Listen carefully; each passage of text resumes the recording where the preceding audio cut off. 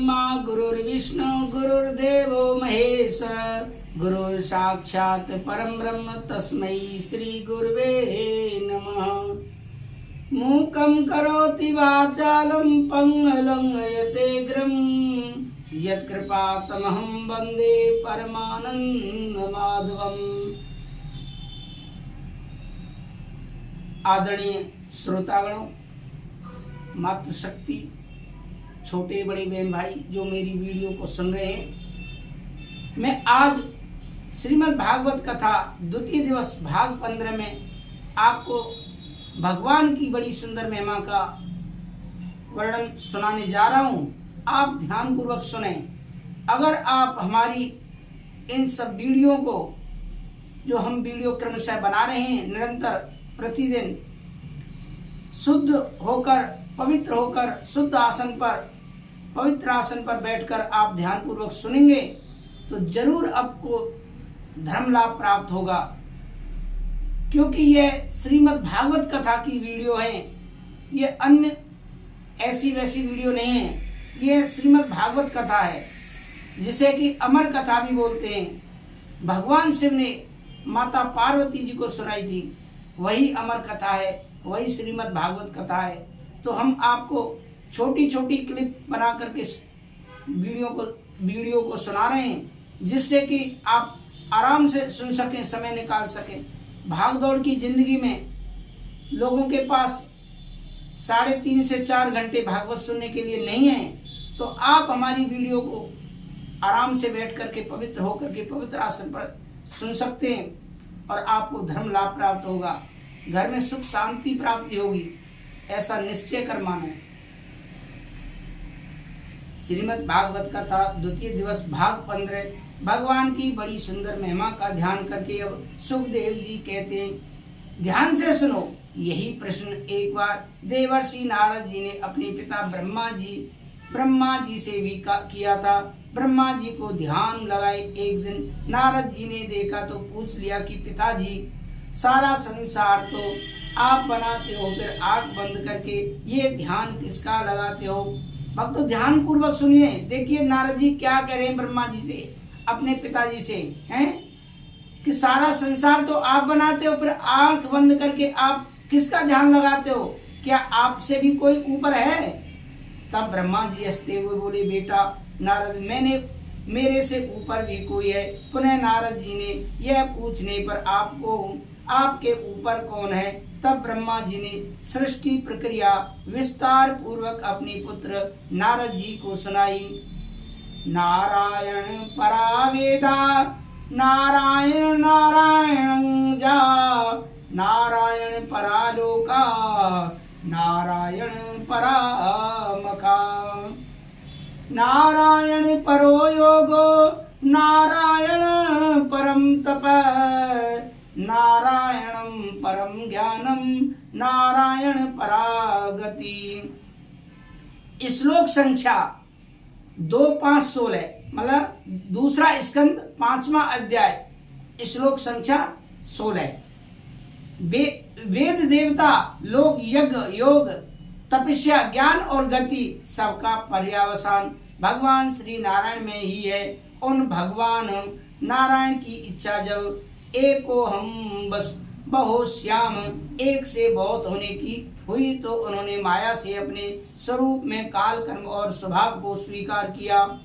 काल ने 3 गुणों में क्षोभ उत्पन्न किया, स्वभाव ने उन्हें रूपांतरित किया और कर्म ने महत्व को जन्म दिया।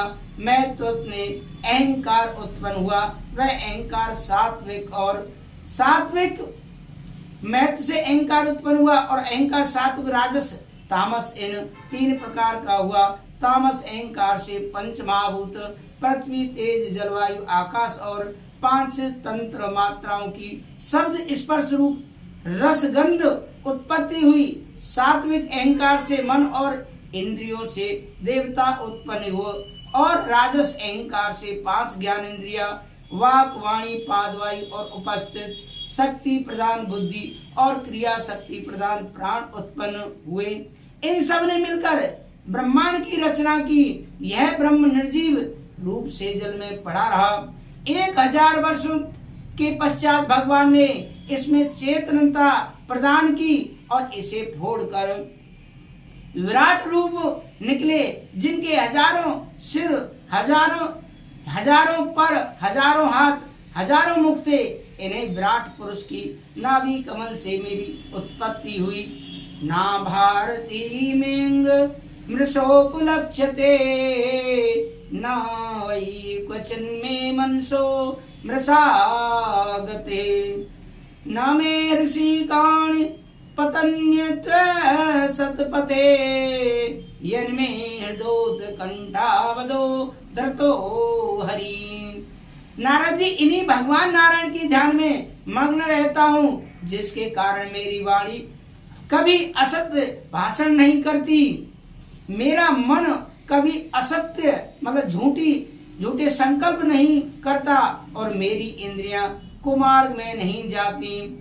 उत्पन्न होने के पश्चात जब चारों ओर मुझे कुछ भी दिखाई नहीं दिया, तो मैं अपने उत्पत्ति स्थान को जानने की इच्छा से कमल नाल के सहारे जल में उतरा, परंतु हजारों वर्ष तक ढूंढने पर भी मैं उस कमल के मूल भाग का पता नहीं लगा पाया।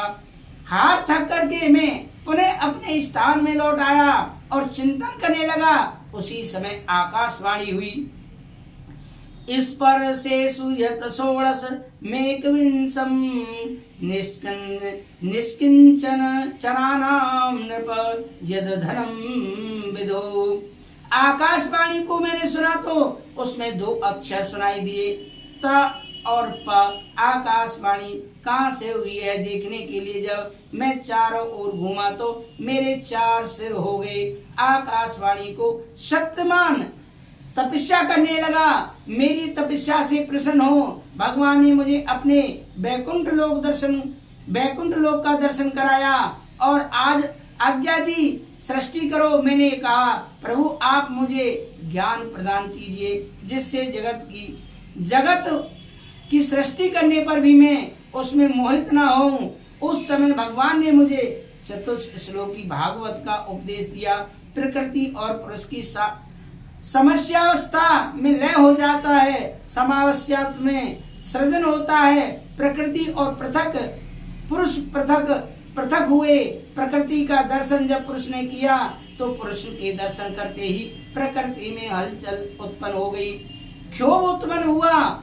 उससे सर्वप्रथम महत्त्व की उत्पत्ति हुई। महत्त्व के द्वारा त्रिविध अहंकार, सत्व, रज और तम की उत्पत्ति हुई।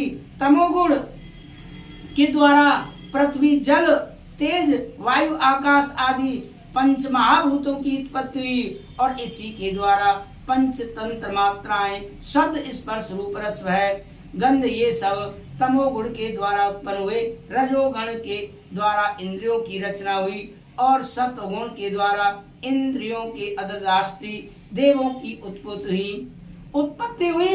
भगवान श्रीमन नारायण प्रभु के नाभि कमल से ब्रह्मा जी का जन्म हुआ। ब्रह्मा जी कमल से प्रकट हो गए। अब सोचने लगे हम कौन है। चारों तरफ मुख प्रकट हो गए, पर चारों ओर ब्रह्मा जी, वायु के अतिरिक्त कुछ भी दिखाई नहीं पड़ा। पुनः विचार किया, जिस कमल पर बैठे हैं उसका तो कोई ना कोई आधार होगा, तो भीतर घुसकर खूब ढूंढा पर कोई आधार नहीं मिला।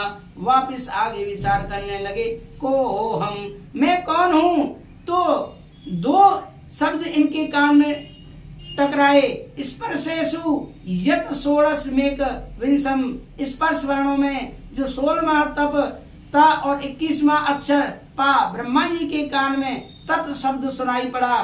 तब ब्रह्मा जी तपस्या में संलग्न हो गए। घोर तप किया ब्रह्मा जी ने। तो उस दिव्य तपस्या से प्रभु ने उनके हृदय में अपनी वाणी को प्रकट किया। उसी दिव्य वाणी को चतुश्लोकी भागवत कहते हैं। भगवान कहते हैं, ब्रह्मा जी जरा ध्यान से सुनिएगा, मैं अपना अत्यंत गोपनीय ज्ञान तुम्हें प्रदान कर रहा हूँ। कोरा ज्ञान नहीं, अब तो अनुभव जन्य ज्ञान हुआ है। अब आपको मैं दूसरा श्लोक का भावार्थ सुनाऊंगा। जब तक के लिए विश्राम लेते हैं और आप ध्यान पूर्वक हमारी वीडियो को सुनते रहें। निवेदन है कि हमारे आप YouTube चैनल को सब्सक्राइब करें, जिससे कि आपको अगला भाग समय से मिल सके, नोटिफिकेशन प्राप्त हो सके। इसी के साथ राधे राधे, जय श्री राधे।